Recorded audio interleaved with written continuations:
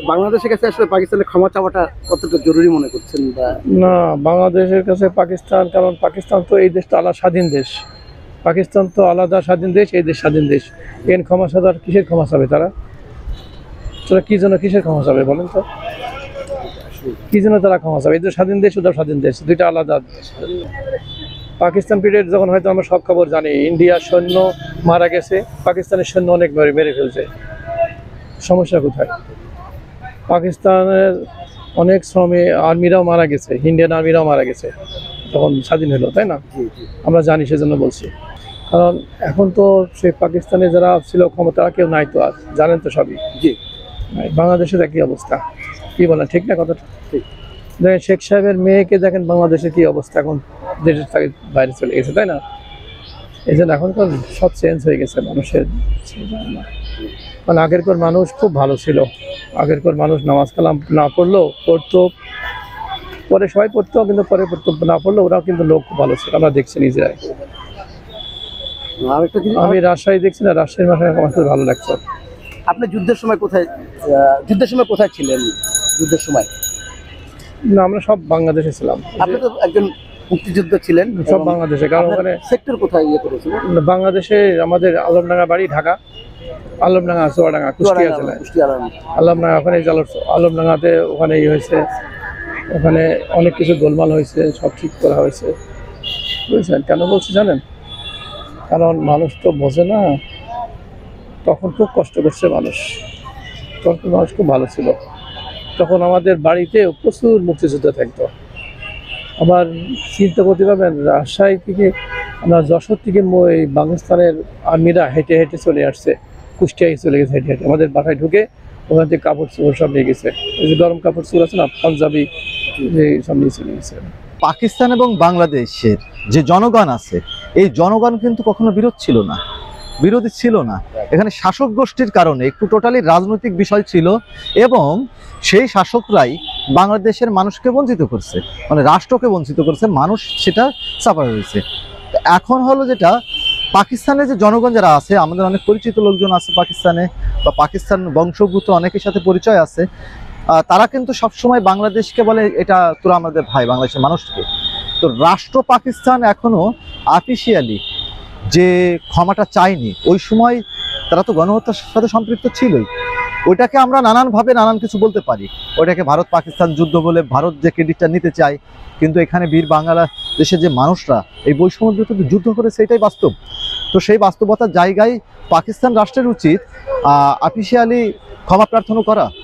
হ্যাঁ, এটা জনগণ না, রাষ্ট্রকে ক্ষমা চাইতে হবে ওই গণহত্যার জন্য ওই সময়। এখন যদি পাকিস্তান মনে করে যে না, এটা তো একটা সরকার করেছিল, একটা শাসকরা করেছিল, সেটা দায় কিন্তু বর্তমানে শাসকরা এড়াতে পারে না।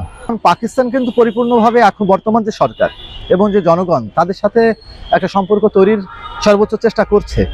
আমরা এতদিন যে ভারতকে সন্তুষ্ট করতে গিয়ে পাকিস্তানকে রাষ্ট্র হিসাবে যে দূরে ঠেলে রেখেছিলাম, বাংলাদেশ রাষ্ট্র দূরে ঠেলে রেখেছিল, এইটা কিন্তু ঠিক হয়নি। আমরা হলো রাষ্ট্রের স্বার্থে যে কোনো রাষ্ট্রের সাথে সম্পর্ক তৈরি করব, সেখানে যদি স্বার্থের জায়গাটা ঠিক থাকে, তাহলে তো সেটা বাংলাদেশের কল্যাণ। আর হলো যারা আটকে পড়া পাকিস্তানি আছে, যেমন আপনি জানেন যে করাচিতে লাখ লাখ বাঙালি আছে, তারা যদি চায়, মানে আপনাদের সবসময় নজর রাখতে হবে যে জনগণ কি চায়। জনগণের চাওয়া দিয়েই রাষ্ট্রের চাওয়া হতে হবে। এখন রাষ্ট্রের চাওয়া দিয়ে জনগণের চাওয়া হবে না। তো জনগণ যখন চাইবে, এই দেশের যারা আছে পাকিস্তানি জনগোষ্ঠী, তাদের হলো এখন তারা যদি চায় যে তারা পাকিস্তানে ফিরে যেতে চায়, তো সেই ব্যবস্থা করে দিতে হবে, এবং সেটা পাকিস্তানকে মেনে নিতে হবে। পাশাপাশি পাকিস্তানের বাঙালিরাও যদি চায় যে তারা বাংলাদেশে ফিরে আসবে, তাহলে সেটাও ফিরিয়ে নেওয়া উচিত। কারণ এটা হলো জনগণের চাওয়া। তারা তখনকার পরিস্থিতির কারণে ওখানে আটকে গেছে, আর পাকিস্তানের যে মানুষগুলো আছে তারা পরিস্থিতির কারণে বাংলাদেশে আটকে আছে। এটা সমাধান জরুরি। কারণ কেউ যদি এই দেশে থেকে প্রজন্মের পর প্রজন্ম অনুভব করে যে আমার পাকিস্তান আমার দেশ, তাহলে তাকে সেখানে আমাদের জায়গা করে দিতে হবে, রাষ্ট্রের দায়িত্ব। আর আমাদের যে পাওনাটা ওদের কাছে একটা বড় পাওনা, $4.2 বিলিয়ন, সেই এটা কিন্তু বড় একটা পাওনা, যেটা ওই সময়ের ওই শাসকরা আমাদের বঞ্চিত করেছিল। তো সেটা অবশ্যই যেহেতু আমাদের পাওনা, এই পাওনাটা যদি আমরা আদায় করতে পারি, এবং পাকিস্তান গভর্নমেন্ট আশা করি এই ক্ষেত্রে বেশি গুরুত্ব দেবে, কেননা তারা যদি আমাদের সাথে যদি বিজনেস করে তাই এর চেয়ে হাজার শতগুণ বেশি তারা ইনকাম করতে পারবে।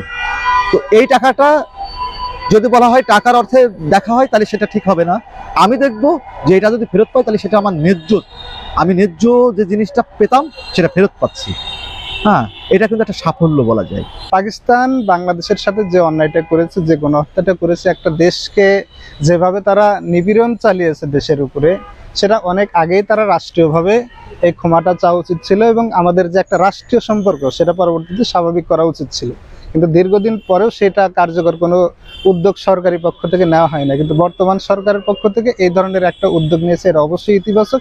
যদি এটা করতে পারে এবং পাকিস্তান সরকার যদি আন্তরিকতার সাথে এটা ক্ষমা প্রার্থনা করে, তারা জাতিগতভাবে যদি রাষ্ট্রীয়ভাবে এটা ক্ষমা প্রার্থনা করে, আমার মনে হয় যে এই রাষ্ট্রের সম্পর্কটা আরও উন্নত হবে, সুদৃঢ় হবে। আমাদের বাণিজ্যিক সম্পর্ক, অন্যান্য সম্পর্ক আবার স্বাভাবিক হবে। মানে একটা রাষ্ট্রের সাথে অন্য রাষ্ট্রের যে সম্পর্ক থাকা দরকার, যে সবার সাথে একটা ভালো সম্পর্ক থাকা দরকার, বিশেষ করে প্রতিবেশী রাষ্ট্রগুলোর সাথে, অন্যান্য রাষ্ট্রগুলোর সাথে, সেটা যেন রাষ্ট্রীয়ভাবে এই উদ্যোগগুলো যখন নিবে তখন জাতিগতভাবে আমরা এটার সুফল ভোগ করব।